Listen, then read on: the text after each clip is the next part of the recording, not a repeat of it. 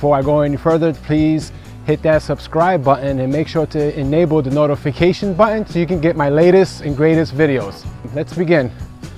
Hopefully you like the setting. My neighbors are probably going to look and say, what's going on out there? It's all good. All right, so once we have the bat, I have it attached to a tree. You first want to make sure which grip you're going to use. So what I'm going to show you, I'm going to do a neutral grip, and then you can also explore, I call it like a drummer's, if you're a drummer for a big band, grip. So why not do both, and you're going to do what feels most comfortable for you. So one of the first things I do when I set up, I make sure that I have some tension on the rope but not too much slack. So if I'm really, really close, see that's way too much slack. Now I'm back here, that's enough tension with some slack. Now, one way you will know that you are doing proper and the best waves is I'm going to suggest to use again 2 hands, right? Now watch the waves. I'm going to try to do one and see if it travels the length of the rope.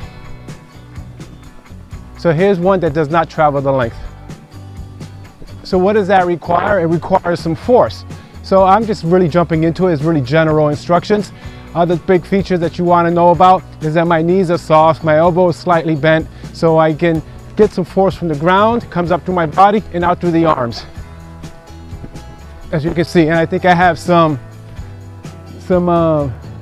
fan club behind me, the squirrels. And of course, anything that we can do with two ropes, right? We can do with one. So again, this is just a basic one. Now, if you're trying to develop the skill and generate more powers, you can have them both together.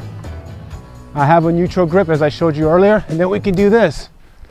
So we'll do this for time. I'll do 10 seconds, 9, 8, 7, 6, 5, 4, 3, 2, 1.